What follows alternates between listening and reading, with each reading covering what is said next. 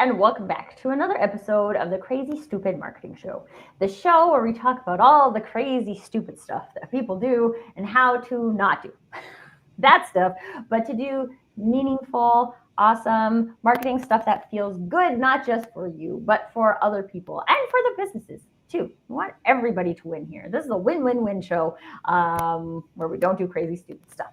And you are tuning in today for one in a series of episodes that we're doing on marketing yourself.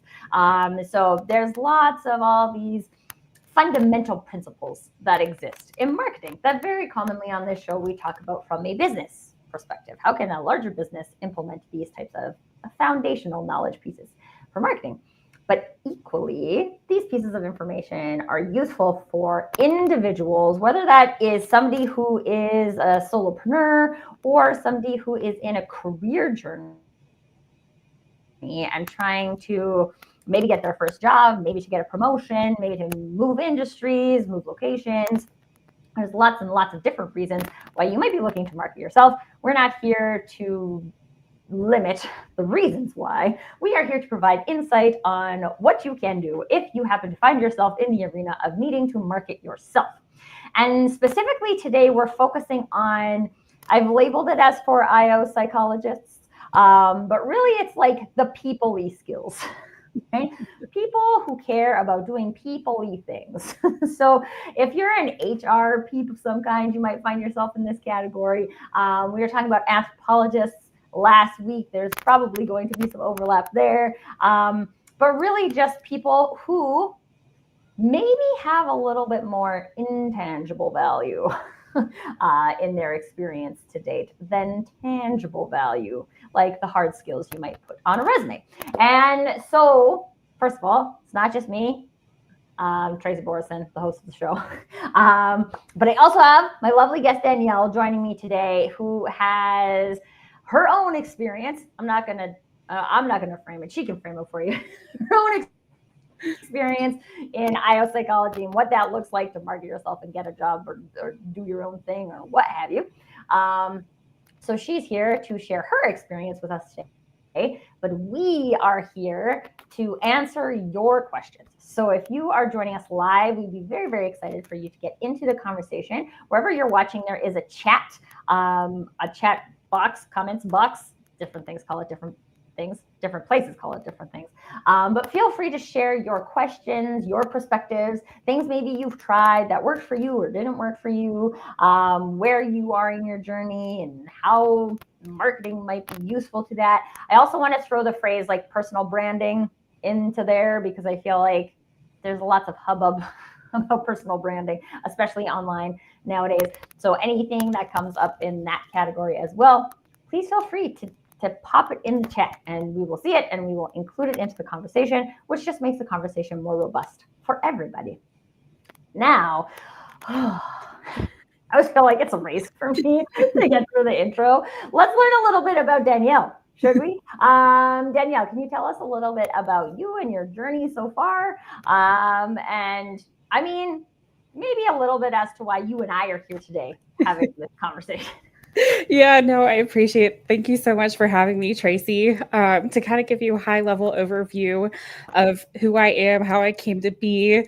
My name is Danielle Suprick. I'm based out of Denver, Colorado, and I'm a practicing IO psychology individual, or we call them IO psychology practitioners. I have my master's in IO psychology, and how I kind of got into this place is a little weird and non-traditional from a lot of other IO psychology practitioners, but I actually started my undergrad in mechanical engineering, did a lot of application, sales engineering, transitioned into more of a sales role. Noticed that there were a lot of gaps in the industry that I was currently a part of, manufacturing, engineering, and those are those intangible assets that we're going to be talking about today. But as you can imagine, trying to transition from a very technical field and like doing sales and everything, it was very hard to transition into like the IO psychology space. But currently, I'm doing training and development at a manufacturing company. I'm a self-proclaimed workplace engineer. It's kind of a play on words between the workplace environment and engineering. But I think that IO psychology individuals have a unique perspective to bring to the table and how we think. And I think my engineering skills amplify that a lot more. It gives me a way to look at complex problems and to break them down into simpler aspects in order to be able to provide a solution to whoever it is that I'm working with. Be in a nutshell. You know what this is also reminding me is that we had a conversation about how IO psychologist is not the right phrase to use, and I keep using it. So yeah, point taken again. Anyway, yeah, neither here nor there really, but we will make sure that we're using the right phrases. We are not. No, you're good. It's okay. IO psychology, I think, is a branding issue right now, so everybody's confused. And actually, I mean, that's maybe an interesting place to start the conversation, because there are industries like engineering, medicine, law, where like the industry itself is like fairly well defined, and how people see themselves in that industry is pretty well defined. So we have like lawyers and paralegals and partners, and there's like a fairly defined structure for that. Whereas maybe this doesn't exist yet for the field of IO psychology, which might be something that adds some complexity to people looking for their space. It might even be like understanding the niche within that, like, call it degree, or if you will, because I remember going through like my mechanical engineering program and everybody's like, oh, you work on cars. And I was like, that's the furthest thing that I do. You don't want me touching your car. I probably destroy it. But like even within the IO psychology space, you can kind of break it into two different kind of paths, if you will. There's the industrial side and then there's the organizational side. And then in that you have all these other little niches. Like there is more of like the organizational side, which is your leadership development, your change management type of stuff. And then your individual side is maybe like more hiring, recruiting, like job analysis kind of stuff. So I think that's where like everybody that I've noticed I've had conversations with are like still trying to figure out, okay, what do I do with this degree now? Or like, where should I go? And when you have a branding issue like IO psychology does, and you're trying to look for that IO psychology title, it might not be the right fit. Like it's kind of meet people where they're at, meet that market where it's at, or meet the industry where it's at, and maybe labeling it those things, but bringing all these like IO psychology concepts to have like better conversations. Danielle, do you have an example of like an IO psychology conversational topic that might be interpreted differently by different industries? I'm trying to think. Maybe if you could elaborate a little bit more. Yeah. So I mean, like, I'm thinking about this from a marketing lens because I'm a marketer and I think of both things from a marketing lens. But marketing is similar, which is funny because you'd think that marketing wouldn't have a branding issue. But now that you're saying this, I think that marketing totally has a branding issue, mostly because other people don't really know what it is and they think they know what it is, but it's usually more than that. Yeah. And so, like, for example, I speak about authenticity. There is a way for authenticity to be interpreted in marketing. There's also a way for authenticity to be interpreted in personal branding. I still have a lot of people who call me like personal branding specialist, right? And I'm like, I don't know where you see that on the pro. I mean, I do use the word personal brand, but like something like that, specifically that you've seen in IO psychology? Yeah, like I'm trying to think of like my current maybe environment, or like what I've noticed, like a lot of what people consider training and development really isn't training and development. A lot of the times, like, and I see this a lot in manufacturing, is, oh, just go out and observe, and that's training, or like partner with somebody and just watch them do what they do. And that's an aspect of training, but it's not the full like concept, if you will. Like when you think about training and development, like it's actually like understanding like knowledge that you might need in order to do something, and then like that skill set in order to be able to do it. It's something that we call in not only IO psychology, but HR as well. It's called KSAOs, knowledge, skills, abilities, and other characteristics that an individual might need, that they might hire for even coming into the workplace environment. But like currently trying to have like this cultural shift within my own organization of training and development is not reading work instructions. It's not just following somebody around or having them do like observations. It's actually like understanding adult learning theory and applying that. So that might be, yeah, you have a little bit of classroom work, but then how are you testing that knowledge? Or after you do training, like what does success look like? Are they actually able to perform that role a week out, 2 weeks out, a month out? So there's a lot of like, I think, misconceptions because there's a lot of biasy and like people's experiences that get in the way, if that makes sense. And I'll admit, like I was even guilty of it when I was an engineer. It's like, oh yeah, this is training. And now that I've like gone through my whole degree and like I'm kind of in it, I'm like, oh, this is so far from training. This is why it's not sticking. It's because we're missing like all these like principles and theories. But it's one thing to understand those principles and theories, but then it's another thing to actually start applying them and seeing them in like real time and actually working too. I think this is a really great example because also what you're demonstrating here, which you probably don't realize that you're demonstrating, is that you have a perspective on what training and development is or is not. And there might be some people who are watching who are like, that is out to lunch. This is the definition of training development. And there might be people watching that are like, oh my God, it's so clear. It's so simple. Like, of course that makes sense. And when it comes to, if we use this concept of personal branding, right, which again, I might use kind of interchangeably with marketing as for this conversation, that's a belief that you have. That is a stand that you are willing to take because this is what you believe. And when it comes to building a personal brand, it really takes something like that in order to, as the foundation to build upon. And so if you are, I mean, we go to school, we learn a lot of theories, and we learn a lot of information. Let's say we consume a lot of information. Maybe we learn it, maybe we don't, just based on our immediately ago. Is that a thing? I don't know. The conversation we just had about training and development. But there's things that probably like went into your head and went immediately out of your head. There's things that went into your head and you're like, I'm not sure if this is right. And then there's things that went into your head that you were like, yep, yes, that makes sense. That one's good. And so when you have a like personal connection to something like that, it really is a belief. It's not really about what is right and what is wrong. It's something that you believe, that you've seen more than all of these things. And so those are the types of things to get curious about. If you're watching this and you feel like you don't really have a foundation on which you're building any kind of marketing or personal brand today, then this is a great place to look. Like, where are those things where you would take a stand and be like, no, that I will not do that, right? That's that. Maybe someone else says that that's within the purview of IO psychology, but I say no, I'm not going to participate like that.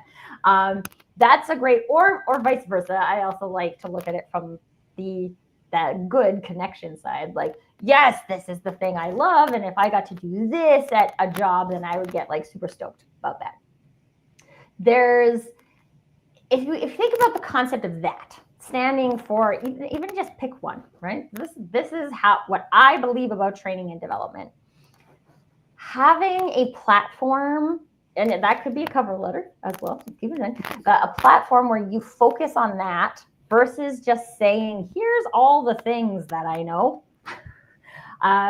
These are the types of things that allow you to differentiate yourself. And it's not just based on the name of your degree, especially if the name of your degree is very, people don't have a consistent definition of what that means.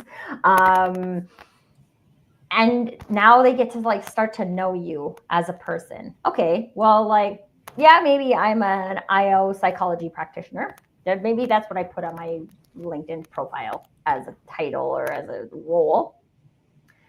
And I'm all about, this is why I like the phrase I'm all about. I'm all about actually training and developing people, not just having a department called training and development. and here's why. Okay. Yeah. Then this creates things, again, for you to take a stand, for you to create some content, if you want to do that kind of thing, for you to focus a cover letter around that will make you sound different than all the other ChatGPT cover letters that organizations are getting.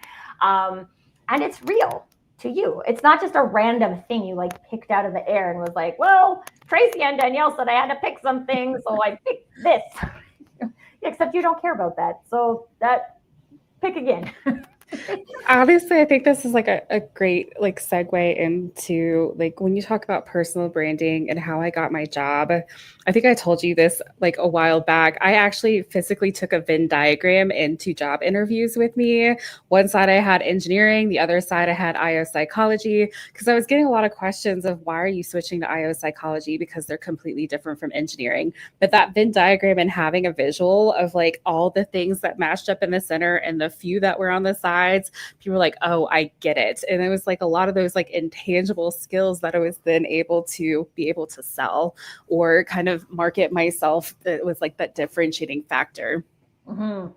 And it's here's the other thing about personal brand. And I think this, now that we're using the Venn diagram, is a really great example, because I've had another guest on the show, Bailey Hancock, who works in like connections, who also uses a Venn diagram. And it's like a different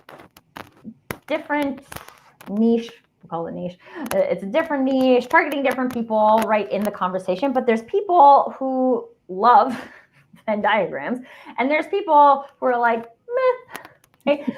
But if you're a Venn diagram person and you're like, oh, this makes so much sense for me to present it this way, then there are people who are ready to receive that, and there's people who are not ready to receive that. But when we're presenting ourselves in the way that we feel very confident, saying like, here's my Venn diagram of me, and this is why it makes sense, it's not so much about convincing someone that it makes sense. It's not, marketing isn't about convincing folks. I'll just say it. I'll probably say it again. I've definitely said it before on the show. It's not about convincing. It's about aligning. And so, there was another word that everyone was using last week, but it's escaping me immediately. But this is about like me being like, oh, Venn diagram, because that makes sense for me. And someone being like, oh, Venn diagram, I get it. Yeah. Right? And you can't control if they get it. You can't control that. You can present it to people until there's people who get it. I think it's just like even putting it in a different like format for somebody else to get it. Because for me, like auditory, I have a hard time unless I write it down, but I'm also a very visual person. I'm like connecting the dots in my mind and being able to draw it out and like clearly put it down on paper. It's not like this spinning mess that's inside of my head. But then, like another great example, right? Because I think a lot of times people, I might seem like I'm harping on this, but I think it's an important thing to harp on, because a lot of people would just be like, oh, I like Venn diagrams, but like, what's the value in using that? We are uncovering so many things about Danielle in this conversation, right? One, the visualization component. This helps someone else understand that you like to visualize things that way.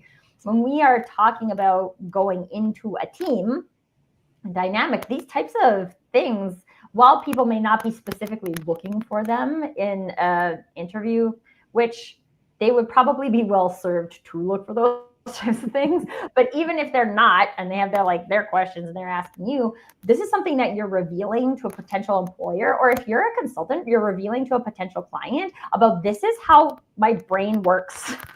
I've actually I'm working on this collaboration with a bunch of international people. And so people have different cultures, they have different ways of speaking, they have different examples they use. And so what I've started doing is explaining my thought process behind my questions. So instead of just like asking my series of questions, explaining my thought process, it's very interesting exercise for me, because I'm like, oh, I don't know if everybody really wanted to know this, but it is revealing in the sense, and of course the team is open to it, so that makes it helpful.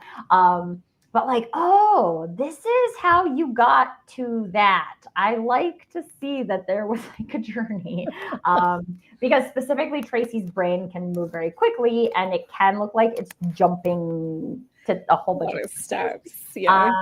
And so again, this is a way for me to be able to say, like, this is my process, right? The way I think isn't a process that is really going to change if I'm going into a different organization or working with a different client. The outcomes or the role or the tasks or whatever might change, that's fine. But this is the way that my brain is going to think about stuff. And then when there's people that are like, oh my God, I love the way your brain thinks about stuff, because it's not the way my brain thinks about stuff. And then we get to reveal new things or potential gaps that we couldn't see before. Awesome. Yes. That's my value. If now we're talking about communicating that from a tangible / intangible value point of view. I think you bring up a great point, because it's that lens that you see things through. And I think this is even something that I was telling to an intern that I had. I was like, we're kind of like 20 steps ahead of the other individuals, and we're needing to help get them kind of aligned with what it is that we're looking to do. And you might have to like explain, here's why we're doing it. And I think like this is another thing that I am like a huge advocate of like explaining why we do something. And then that way too, like you're creating those critical thinking skills for those other individuals, because now they're kind of seeing this thought process that you're taking, or these steps that they can be like, hey, you might have an issue here, or I really like this. Have you considered this? So it's like that continuous improvement aspect of it. And like, I see this in a lot of organizations where I've been told, well, they don't need to know why they do it. They just need to know how to do it. And I'm like, oh, you're missing the boat so much here. And like what you could actually potentially have for this organization by like missing that key component to it. Well, and I think the interesting thing about this too, and again, like people who are in the people-y business, this is something that they see that not everybody sees, is that might be true for a group of people. There might be a group of people that are like, just give me the rules and I'm going to do them because I care about doing the rules. Yeah. Right? Cool. There's likely that group of people. There's also like, I'm a why person, right? And I remember being told in my corporate days that I didn't need to know why. And my experience of that was that if I'm wondering why, then I need to know why. That doesn't mean everybody needs to know why. Yeah. It means I need to know why. And then you can decide as a business if I'm at the right pay grade or whatever, blah, blah, blah, blah, to know why. I also like for people to think about, like, why would you not want your people to know why? Is it a sketchy reason? Maybe you want to consider not doing that, or you don't have a good reason. This is actually like stupid marketing. I'm using air quotes for those people who are just listening. Stupid marketing, as defined on this show, is doing things other people have told you to do and you don't know why you're doing them. You're just doing them because someone told you to. That falls into that category. If you haven't given good due diligence, this makes sense for us, and that's why I'm not telling people why, then maybe take a step back, different problem. But there are people who are why people. And then also, let's keep in mind from a cultural point of view, do I want love? Do I want why people in this conversation, or do I not want why people? And do I want why people maybe at strategic management? Cool. And how do then I do an interview process that allows me to identify if this is a why person and I'm putting a why person into a not why person job, so I can very minimally help communicate with them that this is not available in this position. So we have like what is considered real transparency. But I want to just quickly hop over to the comments here, because Dan, hi Dan, nice to see you, is enjoying your take, Danielle. Explaining what the blind spots are is incredibly empowering for businesses. But this is also like, I'd love to talk about this, Danielle, because IO psychology is kind of, I would guess maybe sometimes that gets bulked into culture type of things. And I think there's business cultures who understand that seeing blind spots is empowering, and there's cultures that don't experience that as true. So like, what's your experience on how this all like connects to culture work? Like IO psychology and culture? Yeah. Honestly, I feel like I was just having a conversation recently with a couple individuals because, especially in our society and globalization, you have a lot of different cultures at play. You also have a lot of different generations at play. You're kind of talking about like the Y, and I keep thinking, oh, the younger generation, the Y generation. They're probably going to start asking a lot of questions. If you don't have an answer, you're making something up, they're probably going to find out pretty quickly. But I actually ended up taking a multicultural psychology class in my grad program, and I found it to be extremely fascinating. And it connected like a lot of dots for me. And I'll be honest, like I'm currently experiencing with my own work organization and cultural differences because of how many different people we have within the organization. We've got like our US culture. We're currently working with like Germans, and they have like a new piece of equipment coming in. There's also people from Mexico and Venezuela. So it's all these different cultures that's like sometimes I have to pause and like, is this just a miscommunication thing or is it a cultural thing? Like, how much should I know about like all these different cultures and the aspects? Or another really great example, like when I was in my grad program and talk about like out of the box thinking and trying to apply what it was I was learning, I had a boss that had a direct report, and she was originally from Germany. And I kept hearing within my organization that, oh, she's just an engineer, like she's not getting it. Just a lot of these comments. And I was like, pause, hang on a second. And there might be some like personality stuff, but then there might also be some like cultural differences too. And sure enough, like ended up doing like a cross-cultural comparison between German versus US culture. And it provided a lot of insight for me. And I was able to send that to my boss at the time and say, here's what I recommend based off this cultural comparison. Like make sure that you have an agenda. Like they want to be very direct to the point, get things done, very analytical minded. And this might help you whenever you're having like your one-on-one conversations with her. And he ended up writing back a couple of weeks later, and he's like, oh my God, this is on point. And it's like helped improve like our dynamics. So I definitely think like understanding culture, or I think they're calling it now cultural intelligence, is going to be huge, especially like with this next generation and everything that we're currently seeing in the workplace. Yeah, I mean, globalization seems like it would lead to a challenge with more cultures in the workplace. And Nicole here is sharing in the comments also cultures. I don't think this is supposed to be like world cultures, but business cultures who don't want to know what works, what lurks, good word, lurks in the blind spots. And that's actually a good point though too. I mean, not only like globalization cultures, but workplace cultures. Like, I'll be honest, especially for IO psychology, like you're kind of shining a light in a dark place that they don't want to go down. Or there's some kind of like gremlin or monster that they don't know they have, and they just kind of, again, blind spot. I don't want to see it. It's not a problem, but it might be the problem that they're having issues with.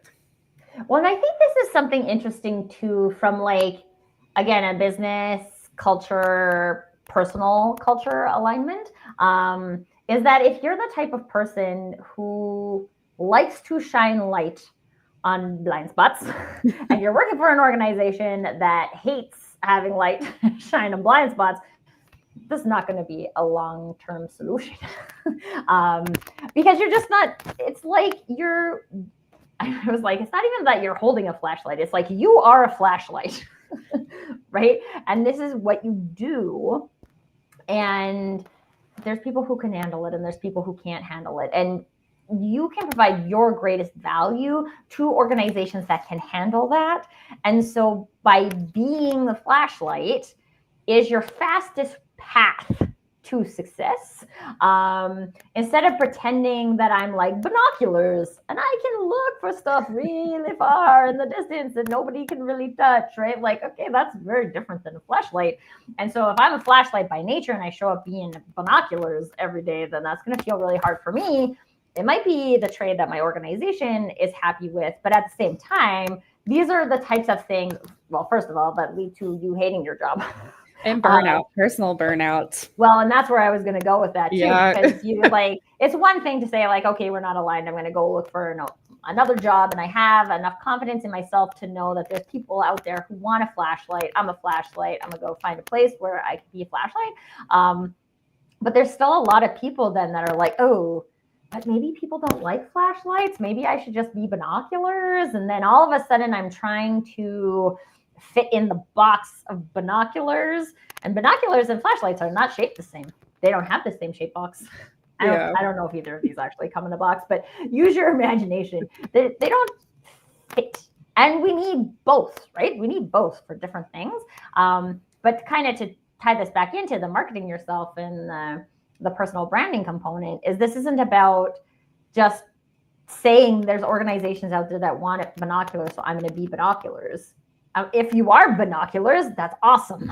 It's like, I use this example all the time with ice cream, because a lot of people are like, oh, vanilla is so boring. Vanilla is my son's favorite type of ice cream. It was the only type of ice cream that a 7-year-old will eat, which is weird, I think. But like, kid loves vanilla, right? And I've had lots of other people who are like, oh, me too. I only eat vanilla. And I'm like, just vanilla, because there's vanilla people. And then there's people who like Neapolitan, which has vanilla and strawberry and chocolate, because there's people who like all three. And when it's very common to experience this from ice cream is a good scenario, right? Like, you go to the ice cream shop and there's a whole bunch of ice creams, and you pick the ice cream you like. And I don't know, maybe there's people who feel judged for the type of ice cream they like, but I just eat the ice cream I like, right? Like, I don't care if you don't like pistachio. I like pistachio. Go do you, right? Go get your weird rainbow. It's like, good, right? That's why they have both. But then somehow we fail to connect that same kind of experience to our careers, because there's still this, I guess really at the end of the day, it comes down to the power dynamic, right, of the organization and the individual, and saying like, well, the organization has the power. And so I, as the individual, if they want vanilla, then I better pretend that I'm vanilla, which works really well if you're vanilla. Yeah, I think works very well if you're rainbow. Talking about is like personal values, and are they aligning with like the company values and like their mission and goals? Are they aligned? Because if you have misalignment, it's typically why you have burnout, individual, like personal burnout, kind of to your point. I don't know. I'm a chocolate. I'm not vanilla, and I'm struggling to be vanilla kind of aspect. But maybe like that's not the right environment. Maybe like, and I have to constantly keep telling myself, like, what are these lessons that I'm learning in these certain situations? Or like every no is leading me to like another yes, or that closer yes. Or especially in sales, we used to have the phrase go for the no, meaning that like you're going to try to like find all of these like potential clients or customers or like sell the equipment to them. But if they're not ready for it, maybe that's when you just kind of like move on to that next thing, or maybe it requires a little bit more partnership, or maybe like right now is not the right time to be having those conversations. So I definitely think that there's like a lot of like aspects and like knowing who you are as an individual and what you can bring to that table, and seeing if that organization also aligns with that too, and if they're willing to partner with you on it. I love that you use the word partner. Yeah. Because I do think, I think, well, first of all, I think the practice of building a personal brand allows you to bring more confidence into hiring conversations, whether that is like you're consulting and you're going into a client / pitch / sales conversation, or you're going into an interview. Because again, a lot of time, the natural perspective is that there's a power dynamic here, and this is the hirer, and I want to impress the hirer, right? If I impress them enough, if they see my value, then they'll choose me. But we end up creating this filter then that we layer over ourselves based on, I'm going to say again, quote unquote, other people's expectations, because we don't actually know what their expectations are. We are making a giant assumption. And if we're applying for a job, we are making that assumption based on what they've written in the job description. But also keep in mind, more and more job descriptions are being written by ChatGPT and not by people. So we should just like watch out for that, because you're not trying to meet ChatGPT's expectations. You're trying to meet a human's expectations.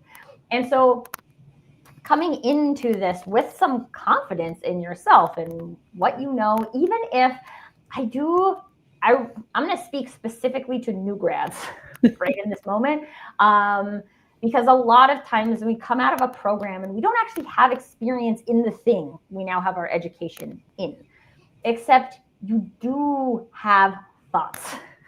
You have an experience of that entire program. You have unique experiences based on the people you went through that program with, your age when you went through it, your historic exposure, right? Danielle has a different interpretation of IO psychology because of being a mechanical engineer, right? And that doesn't mean what you learned in the program was different, but there's something unique that that actually no one else in your program brings out of that program. And being able to explore those and find those. There's an episode for anybody who's watching this who would like to dive deeper into it. I did an episode a few weeks ago with my friend Sarah Beth Burke on career identities. And this might also be a good episode for people to go back to, is that like, what are you the first at? What are you the best at? And what are you the only at? Was the framework that she brought into that conversation. And I was like, this is so good. Firstly, because most people will assume that they don't have any of those. But if you start to look really hard or get into a conversation with a friend, somebody who knows you quite well, just to explore around those things, like you'll find out like, wow, I was the first person who ever tried to make everybody at the dance together. This is a story of mine. It's on my profile if you want to learn more about it. But like, that's a me thing. That's not an everybody thing, right? And I have a BCom in marketing, right? And there's a lot of people who have a BCom in marketing, right? It's fine. But I'm the only one who started a show called The Crazy Stupid Marketing Show because this is my perception, right? And these types of things, right? Like these are places where you can explore. I like to call them windows into your personal brand. So you can like go in the window and be like, oh yeah, actually, I am pretty good at just that. Right? Maybe I am more curious by nature. Maybe I'm the type of person that like strangers sit down next to on a park bench and tell their life story. Literally, that's happened to me. Like that, it's not specifically related to the quote. It's definitely not related to the job description. Let's put it that way. It's probably more relevant to the actual job than we give it credit, but it's not, no one put in the job description, if you're the type of person that strangers sit next to on a bench, then you'll be great at your job. People aren't really looking at it that way. And again, specifically ChatGPT is not looking at it that way.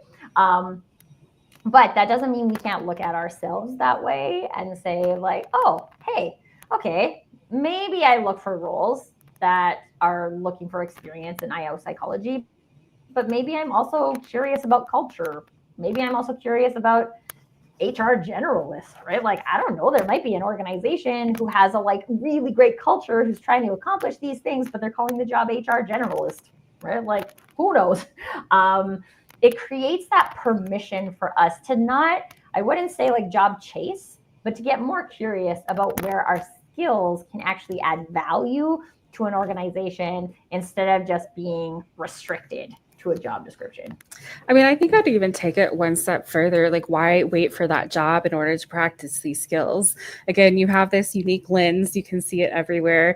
I mean, there was something I was doing the other day and I was like, oh, I've got my eye. Actually, it was Savannah Bananas. I went to the baseball game and I had my IO psychology lens on, and just like that culture and the environment. I was like, oh my God, there's so many like IO psychology concepts that are going on here that I feel like, again, you don't need that job title in order to like start applying these things. And honestly, like, again, when I was in grad school, I was applying a lot of these concepts. I was finding opportunities in order to be able to like present things, or like I even did like a short 2-hour presentation for engineering management students on like self-awareness tools. But those like were the practices that I was able to get. I was able to go back and refine it based off of like feedback that I was giving. But then those were also like the stories that I ended up sharing when I was going through my whole interview process of like intangible things that I then accomplished.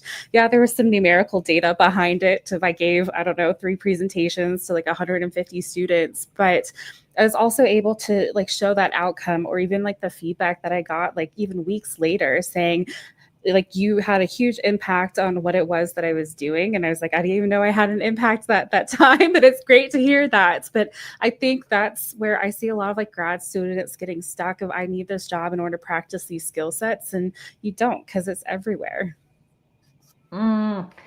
Also, okay, I love that you went here because what we forget, I think, quite often when we are like really believe in the types of skills that we've learned that we want to bring to the world, we are actually, just like you said, Danielle, seeing opportunities to do that in lots of places. So I remember saying once to my husband that the movie Rudolph, like the old school claymation one, was about personal branding.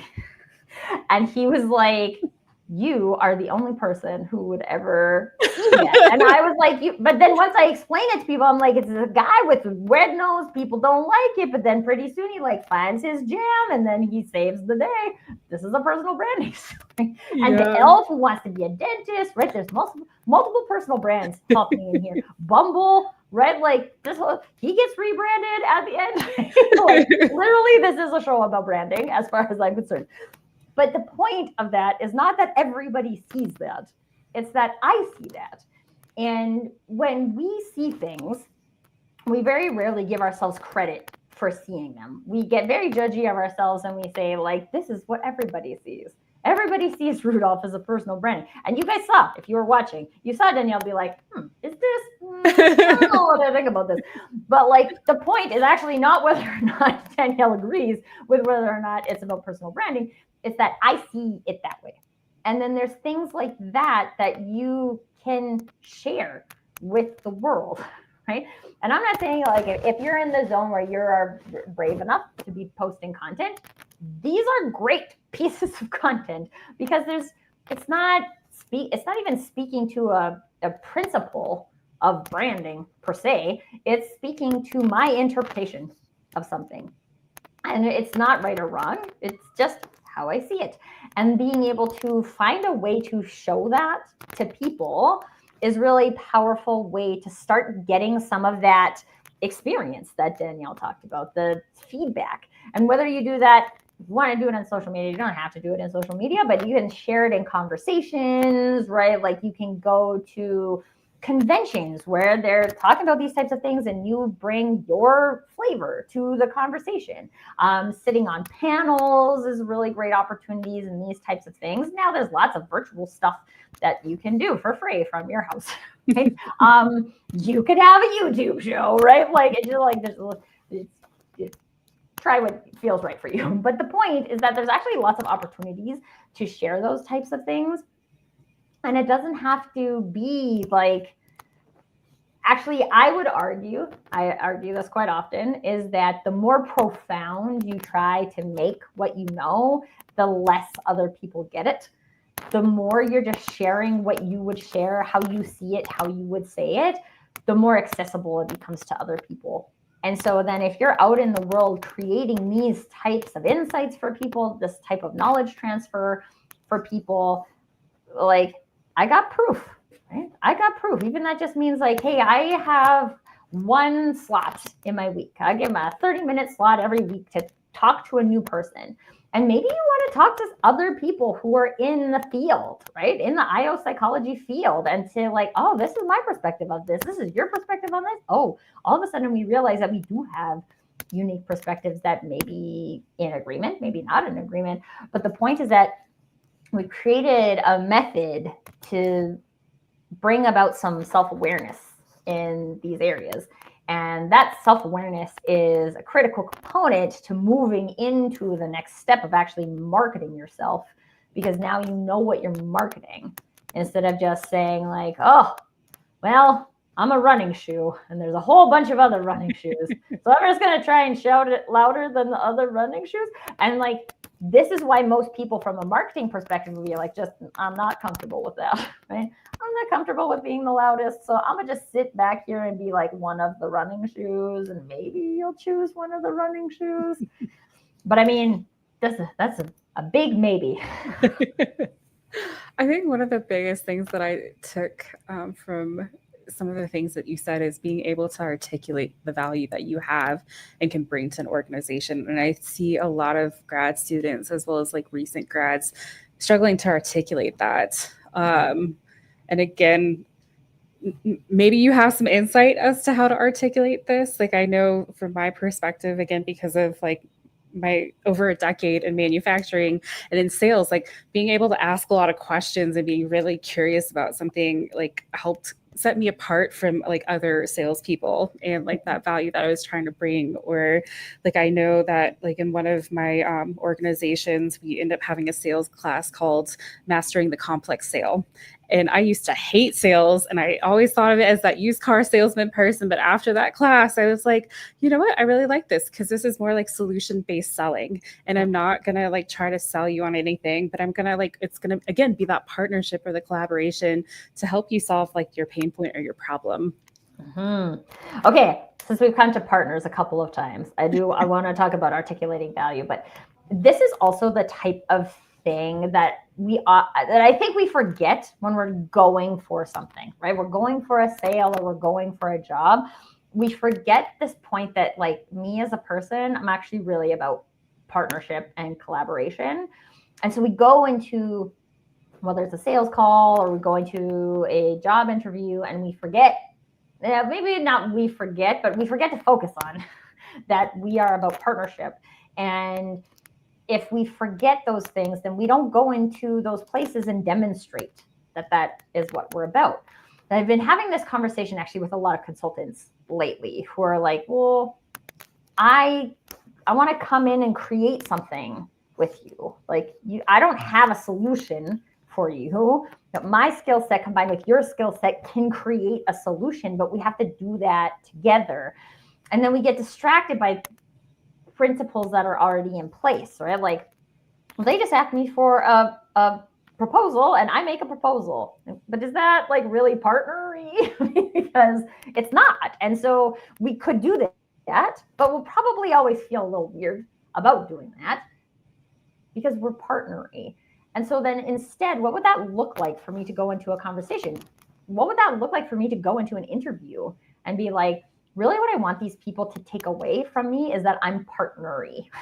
Okay? I want to come in and have a conversation with you. I want to get curious. I want you to be fine with me being curious. So instead of me coming in and the only question I bring to the interview is like, what's it look like?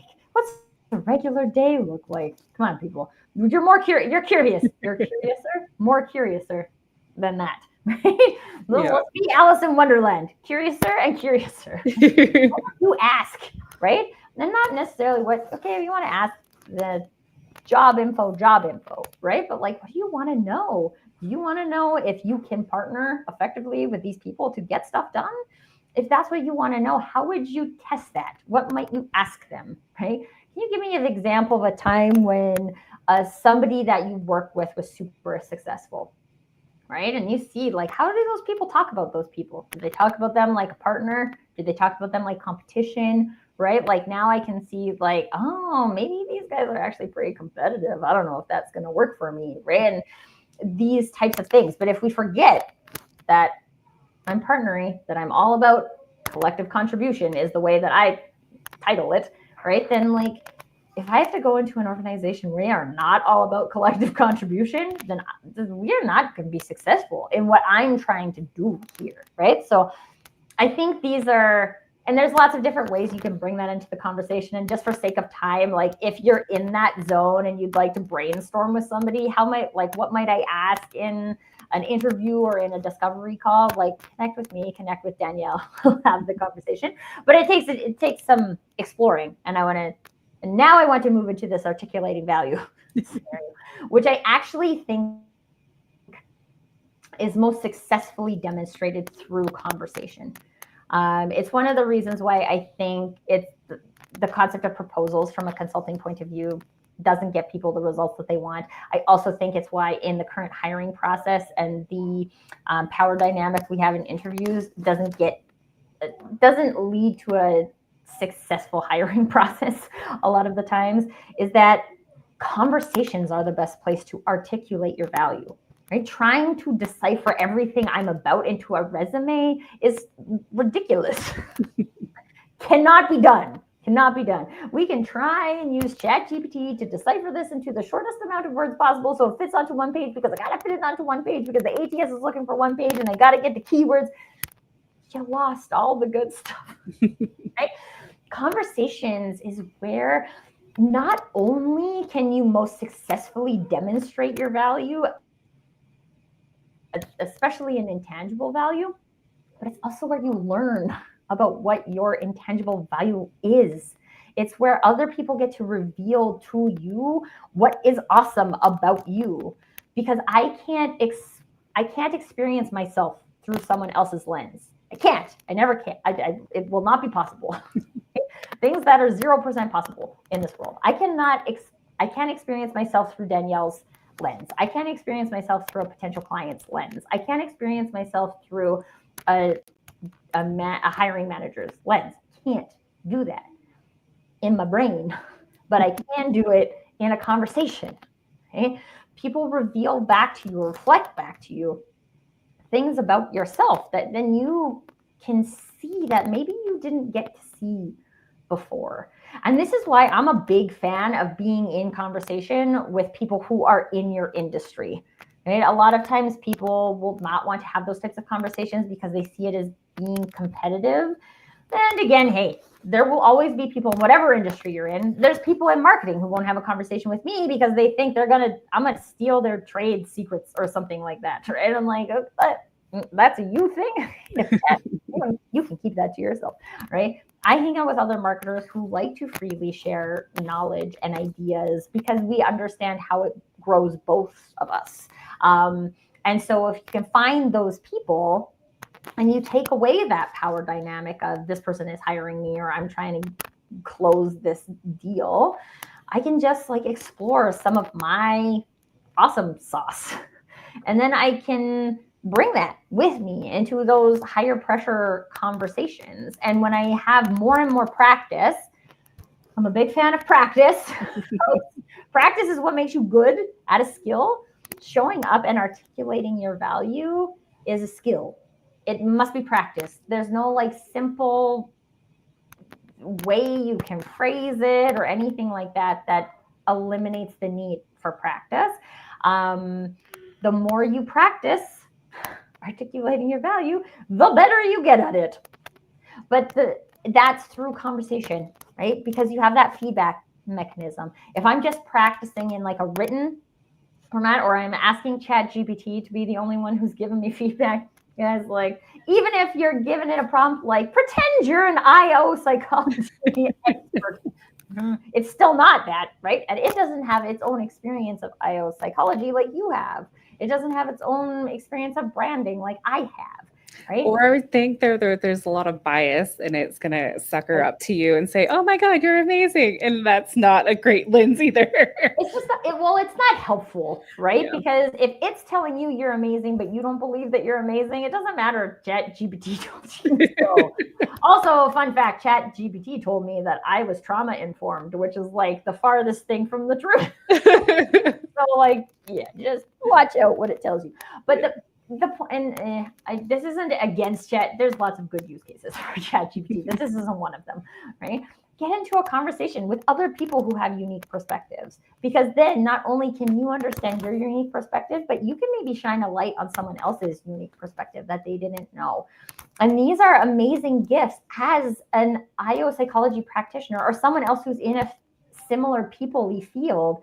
Now you're doing exactly what Danielle told you is possible, right? You're sharing your gifts with other people. And like, yeah, sure, it's great to do that in a room with 350 people. It's also great to do it one-on-one, especially if you're looking at it. If you would love to go into a role where you get to one-on-one coach people, dude, you can do that. You can do that by having a coffee chat with a stranger. And it's free. That's how we met. Totally how we met. Sometimes I'm like, how did we meet? Anyway, but like, this is the point, right? Like, and then you create value. And then if someone thinks you have enough value, you end up having more conversations, right? This is how relationships evolve. This is how people get jobs, right? This is how someone is like, oh my God, my company is hiring for a role like this, and you would be perfect for that. And maybe it's something you never imagined. I mean, people come up with some weird job titles, especially nowadays. There's like, I feel there's less and less consistency in job titles, except in some of those like really tangible industries. I think they're going to get weirder too, especially with the job market changing and all the AI stuff. So be prepared. I mean, I made up my own title. Right? And as a consultant, you get to do that. But then also, there's also something to like take into consideration there. I call myself an authentic marketing advisor. There's no one is out in this world looking for an authentic marketing advisor. There's no job description. There's no job posting for an authentic marketing advisor, right? So this is about me being me and using my words to describe what that is. And if you are looking at going kind of the solopreneur, entrepreneur route, you have the freedom to do that. It also doesn't mean people know what that means. Where do you get to articulate your value in the conversation? And so I would actually say, coming out of this conversation today, the most powerful thing you could explore for yourself is, how do you get into conversations? What's your path of getting into conversations with people? You could go to your LinkedIn network today and ask a whole bunch of people to have a coffee chat, right? You could. You could join a group. You could join a virtual group. You can join an in-person group. You can go to a conference. You can go to a trade show. You can walk down your street. You can walk down the trendy street in your town, right? Like, what might you do to get in a conversation? And try it. See what happens. And then evolve that. I'm going to stop it at there for today. I think we could keep going with this. But Danielle, if people would like to connect with you to learn more about your experience, or to perhaps like be in a conversation brainstorm partner with you, where is the best place for people to find you? Yeah, on LinkedIn. And I don't know if you want to go ahead and share that or share it later, but I'm always for talking with IOs, especially if they have like a really compelling case. Like, don't just send a connection request, be like, hey, I saw you on such and such, or like try to connect it to make it a little bit more personal, authentic. But I love having conversations with existing IOs, new IOs, because I am genuinely passionate about the work that I do. And I love, again, wanting to engineer better workplace environments. Back to, I'm a workplace engineer, and I see the value in like the human-centric environment. And this is why Danielle and I are friends, even though I am in marketing and like to look at that from the perspective of how we connect with potential prospects, how we connect with our current clients, how we connect with vendors, how we connect with investors, how we connect with humans in general. Marketing tends to be a little more outward facing, but there's a lot of internal connection that is also important when we're talking about marketing whatever. Marketing a product, marketing a service, marketing yourself. You have to know some stuff about yourself in order to do that effectively. So connect with me, connect with Danielle, connect with each other. We had Dan and Nicole in the chat today. Thank you guys so much for joining in the conversation and sharing your perspective.